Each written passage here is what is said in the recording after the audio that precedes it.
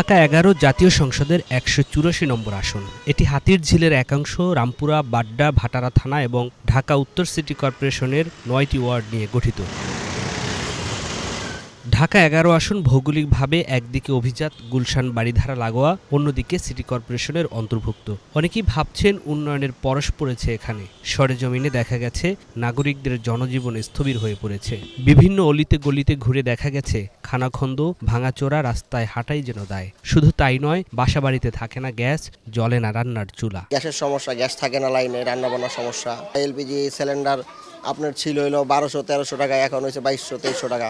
আমাদের সাধারণ জনগণের প্রত্যাশা দেশটা ভালো চলুক, নিত্য প্রয়োজনীয় জিনিসের দাম একটু কম থাকুক, এইটাই। আইন শৃঙ্খলা বাহিনী ওরকমভাবে পরিচালনা করে, তাহলে নির্বাচনের সময় যদি কোনো ঝামেলা না হয় সেক্ষেত্রে মানুষ যাবে, আগে পরিস্থিতি বুঝবে, তারপরে নির্বাচন দিতে যাবে, ভোট দিতে যাবে নির্বাচন কেন্দ্রে। আমরা চাই শান্তিপূর্ণ দেশ চাই, এটাই হয়েছে আমার চাওয়া। আর এই যে দাম জিনিস এটি কমান না কে লিগা, আমরা তো টাকা দিয়ে কিনা তো খাইতে পারি না, কুলাইতে পারি না। বাড্ডা এলাকার ময়নারবাগের এই সড়ক সামান্য বৃষ্টিতে তলিয়ে যায়। বৃষ্টির পানি বিভিন্ন বাসাবাড়ি এবং দোকানে ঢুকে যায়। দীর্ঘদিন ধরে রাস্তার কাজ আংশিক করে ফেলে রেখেছে ঠিকাদার, ফলে নাগরিক ভোগান্তির চরমে। আর আমাদের সবচেয়ে বড় সমস্যা হয়ে যাচ্ছে এখন আমাদের এই রাস্তাটা আজকে অনেক দিন যাবত, প্রায় ১ বছর খানিক হয়ে যেতেছে, ওই বেশি ১ বছরের বেশি হয়ে গেছে। তা এই পর্যন্ত আইসা আটকায় গেছে। এই থেকে আরেকটা কন্ট্রাক্টরের কাজ, সেই কন্ট্রাক্টর আমরা খুঁজেই পাচ্ছি না। আগামী বৃষ্টির সিজনে আমাদের যে কি অবস্থা হবে, প্রতিটা বাসায় পানি ঢুকে যাবে। ভোটের হাওয়া বইছে সারা দেশে। নির্বাচন ঘিরে আর্থসামাজিক উন্নয়নের স্বপ্ন দেখছেন এখানকার বাসিন্দারা। চাই সুস্থ পরিবেশ, ভালো পরিবেশ চাই। মারামারি জাক্কি ওগুলো আমরা চাই না। এখন মনে কর মারামারি করবো, দরাদরি করবো, এইটা হইব।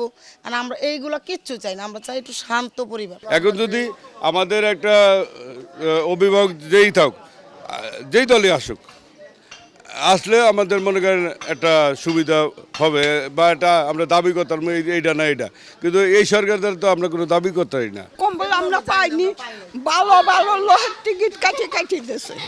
ঢাকা ১১ আসনে নির্বাচন করবেন জুলাই অভ্যুত্থানে নেতৃত্ব দেয়া নাহিদ ইসলাম। তিনি এই আসনের স্থানীয় বাসিন্দা। তার বাপ-দাদার বাড়ি বাড্ডার সাঁতারকুল পার হয়ে ফকিরখালীতে। অন্যদিকে এই আসনের দীর্ঘদিনের পুরনো রাজনীতিবিদ বিএনপির ডক্টর এম এ কাইয়ুম। নাগরিক সমস্যায় নিমজ্জিত ঢাকা ১১ আসনের ত্রাণকর্তা কে হবেন তা দেখতে ১২ তারিখ পর্যন্ত অপেক্ষা করতে হবে। এই যে জুলাই আন্দোলনে যে ১৫০০ লোকের জীবন সে কেড়ে নিল, অসংখ্য মানুষ আজকে হাত পা নাই, হসপিটালে মৃত্যুর পথযাত্রী, এটা মানুষের দৃশ্যমান একেবারে। এই মামলার সাজা হয়েছে, আপনি দেখেন সারা দেশের মানুষের মধ্যে কিলোমিটার শান্তির প্রসাদ, কেউ যেন কোনো রিয়াকশন দেয় না। আমাদের এবারে নির্বাচনে যে এজেন্ডা ৩টি, সংস্কার, সুশাসন এবং সার্বভৌমত্ব। আমরা চাই সংস্কারের মাধ্যমে দেশে গণতন্ত্র প্রতিষ্ঠা হবে, কথা বলার অধিকার থাকবে, এবং সুশাসনের মাধ্যমে দুর্নীতি দূর হবে, আমাদের শিক্ষা, স্বাস্থ্য এবং কর্মসংস্থান নিশ্চিত হবে, বৈষম্য দূর হবে, এবং আমাদের সর্বোপরি আমাদের সার্বভৌমত্ব নিশ্চিত হবে। যে আজাদির লড়াই আমরা শুরু করেছি, যে আজাদির লড়াইয়ের কারণে আমাদের ভাই শরীফ ওসমান হাদি শাহাদাত বরণ করেছেন, সে আজাদি প্রতিষ্ঠা করব আমরা এই নির্বাচনের মধ্য দিয়ে। যেই নির্বাচিত হোক, ভোটারদের প্রত্যাশা নরবরে সামাজিক বন্ধন মেরামতে তারা যেন ভূমিকা রাখেন। পাশাপাশি আধিপত্য বিস্তারকারী, দুর্নীতিবাজ, অর্থ পাচারকারী এবং পাড়া মহল্লায় মাদকের সয়লাভ ও কিশোর গ্যাং নিয়ন্ত্রণে কঠোর হবেন জনপ্রতিনিধিরা। বিভিন্ন এলাকায় বাবা বেচে, গাঁজা বেচে, এইগুলো বন্ধ করতে হবে।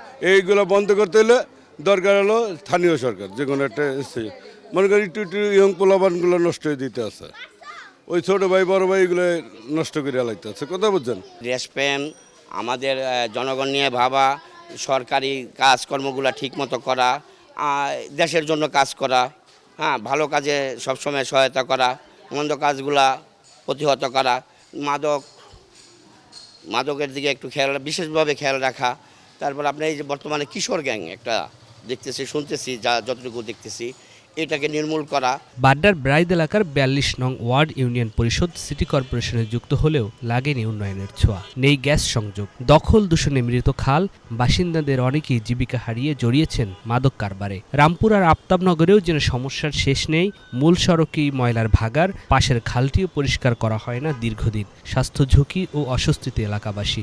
বনশ্রী ও আফতাবনগরে সংযোগ স্থাপনে ব্যবহার হচ্ছে বাঁশের সাঁকো, যা স্কুলগামী শিশু থেকে শুরু করে সবার জন্য ঝুঁকিপূর্ণ। নিয়াজ মাখদুম, বাংলা ভিশন, ঢাকা।